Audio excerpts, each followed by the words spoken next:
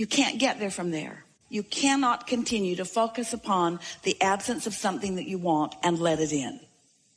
Because the presence of what you want and the absence of what you want are two very different frequencies. So you've got to decide which one are you going to focus on. And most humans say, well, I'm going to be a realist. I'm going to focus on reality. And the reality of it is that it's not here, and that's where I'm going to focus. And we say, then you'll continue to hold what you want away from you. And that's why we want to get your attention upon this vibrational reality, the corn in the ground. We want you to know about that so that you'll at least stop saying it isn't here and begin saying it's on the way. You could even say, I can't see it yet. I just trust it's on the way. I don't know where it's going to come from or when it's going to get here, who's going to bring it or how it's going to come. But I do know what it is and why I want it, and I do believe that it is coming. And if that was the only philosophy you held, everything that you would ever want would come seamlessly and streamingly and relatively quickly. And when you wake up in the morning, before you start thinking about the things that you've got to do that you don't want to do, before you start remembering the injustices of yesterday or 10 years ago, before you remember that you're going to that place today to work that you really don't want to be, before your kids get up, before any of those things happen that challenge your sense of well-being, if you can get hold of that sense of well-being and just sustain it for a little bit with really general thoughts, because if you get specific, it usually doesn't work as well. Get into an attitude of appreciation and milk it for just a little bit. Law of attraction will help you out. Because law of attraction says that that which is likened to itself is drawn. And law of attraction will give you, it's not really giving it to you, it's just the way it is. It's like gravity doesn't give you attachment to the planet. It just is. So law of attraction provides for you this consistent life experience. So to make it very clear and blunt, we like blunt, you have 17 seconds to sustain this thought and move it into something even more powerful. 17 seconds and another thought like it joins it. And there is power, manifestational power in that crossing that 17-second mark that most people don't know about, or when they wake up, they would make very sure that they stay there for 17 seconds. So if you find a good feeling thought, or better said, if you wake up and don't introduce a not good feeling thought, because when you wake up, there's no thought. During that time of slumber, you have stopped the momentum of all thought. That's really an important thing to understand. You don't know that mostly because you wake up and you start thinking so fast that you pick up your momentum right where you were and start it all over again. But when you slumber, momentum of thought stops. Law of attraction is suspended for you. Your point of attraction is no longer attracting. So when you wake up, you have a really good possibility of getting out of the bed on the right foot, getting out on the right side of the bed. These are your words. We don't like them very much, but we thought you'd relate. You have a very good possibility of getting the vibration going the way you want it to go. And your best possibility is first thing in the morning. First thing in the morning, before there is any other momentum going. So we've been talking about this for a while. And Esther really listened. So she decided that she was going to wake up on that first morning and she was going to sustain her good feeling that she had awakened with. And she didn't make it until breakfast. Quite annoyed with herself, which didn't help. But the next day, she tried it again and didn't make it much past breakfast. Then she discovered that if she just wouldn't read her email, it would help. So her dominant intent became to sustain this feeling of well-being as long as I can. Just sustain it. And what she began noticing about the second week and third week and fourth week of doing that was that not only was it easy to find and maintain that frequency of feeling good, but there were all kinds of other benefits that began coming to her that these words won't give to you. You have to do it and find it yourself because words don't teach. So we're just explaining to you what Esther experienced. She found a new clarity that was not within her before. She found a sort of stable ride. She remembered Jerry's story of shock absorbers. He used to tell a story about he got a new car. He was test driving it. It was a beautiful Cadillac, and it was in San Diego. And the salesperson took him down a road that Jerry thought no nice car should ever be on. And he was amazed at the ride that that car gave him, even on a very bumpy road, because the suspension system, the shock absorbers were such that even though there were bumps in the road, he did not feel them in that car. And he used that analogy always, and it's the same analogy that we're offering to you here. When you find vibrational alignment with who you really are, and you sustain it for a period of time, what happens is you get shock absorbers. So even though the same sort of things may be happening around you, you might even see some of them, although law of attraction makes it less and less likely that you're going to participate on any personal level with anything unwanted once you begin sustaining this vibration of well-being. But the whole point of all of this, we don't want you to become so vibrationally snobbish. Esther says, I'm a vibrational snob. I like clarity and I will not accept confusion.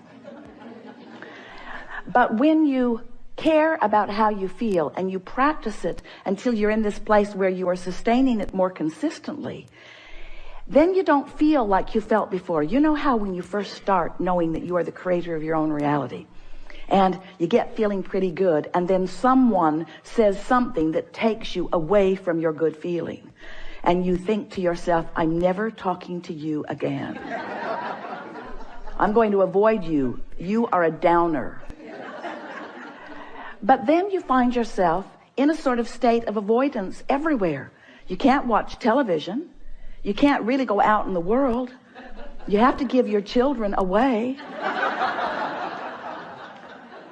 You just can't barricade yourself into enough solitude to really maintain the vibration, and you give up so much by trying to do that. The benefit of alignment shouldn't have to pay the price of being a hermit. You should be able to practice your alignment until you're so good at it that you can go anywhere, be anywhere, with anyone, and maintain your vibration. And let's call that step 4. Because Esther wants to.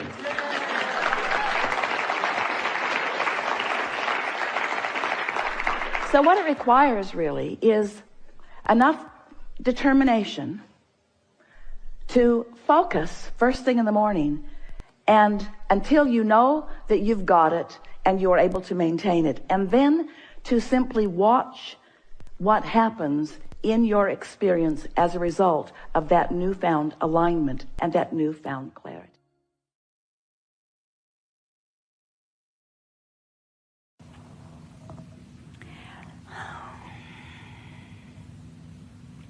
As you stand in your now, begin in a general place of well-being that you don't have to reach hard to find. In other words, it's a place that you already know. So you would say something like, for the most part, I know that well-being exists upon this planet. If I could chart all of the people who have lived over the last 1,000 years and somehow make a little tick mark for every hour they lived in wellness, and then I could chart all of the people who have lived over the last 1,000 years, and I could make a little tick mark for any hour that they lived in sickness. As I compare the two, I would discover that well-being is so dominant that not well-being is hardly a ripple in those statistics. As I behold this planet spinning in its orbit in perfect proximity to other planets, isn't that remarkable? Aren't you just amazed at the stability of this mass? When I think about the tomato that I eat for lunch today, and I realize that its ancestors have been present on the planet for eons, and somehow, even though my garden sort of comes and goes, the earth's garden remains constant. In other words, there is never a time when all of the seeds are gone. The seas remain full. The air recycles and remains pure. In other words, the abundance of well-being is remarkable. Isn't it interesting? My own body started out as a little blob that if you looked on a microscope you could not even see. And somehow that cell, those cells had knowledge within them that attracted life force that creates a human being of perfection. How does it know which will be the liver and which will be the lungs and which will be the tooth? Don't you find that amazing? Even as I lie in my bed at night, isn't it remarkable that I don't consciously keep my blood flowing? That somehow the cells of my body know what they're doing, and the life force of well-being flows to them. The well-being is so enormous. Why do I ever seek out some little pocket of someone who, for whatever reason that I cannot begin to understand, has held themselves in a vibration that doesn't allow the well-being? Why would I ever look at that and amplify that and feel that now I must take the same position of pushing against? Well-being abounds. Now, as you listen to us here, your cork floats, doesn't it? In other words, you can feel you are vibrationally up to speed with who you really are. And having spent even that little bit of time, a minute or two or three, feeling the vibration that is in harmony with source energy, now next time you have a thought that's not a vibrational match with the energy of well-being, you're going to feel it. In other words, it will stick out like a sore thumb. And when it does, think about the Marshmallow Man. In other words, when it does, rather than going with it. Someone said to us the other day, Abraham, why is it that the negative thought seems so much bigger? What? She said, I know what I want, and yet I keep thinking about what I do not want. How is this? Why is the negative so much more dominant? And we say, it isn't. It's much less dominant. But what happens is, as you achieve vibrational harmony with it, then as that is the vibration that you are accustomed to offering, then that's the vibration that is shown to you everywhere you go. You get the sense of it? I want to give you a new phrase. I will set my own tone. I will set my own tone. In other words, if everything is about vibration, then why not feel around until my cork really floats and stay there 17 seconds, 34 seconds, 51 seconds, 68 seconds, until I'm really in vibrational sync with that high, fast frequency, and then step out into my day. And once I've achieved my connection with my source energy, everywhere I go, I will set the tone. Do you know that one who is connected to core energy is more powerful than a million who are not? And so as you set the tone, everywhere you go, you become unaffected by those who are vibrationally different from you. When you are in sync with core energy, a traffic accident cannot happen to you.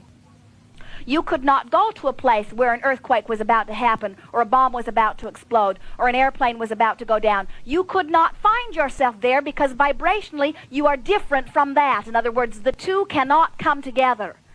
Not because you're guarded, and not because you've protected yourself well, and not because the government has put up the barricades, and not because those things that beep when you go through the airport are keeping you safe. None of that.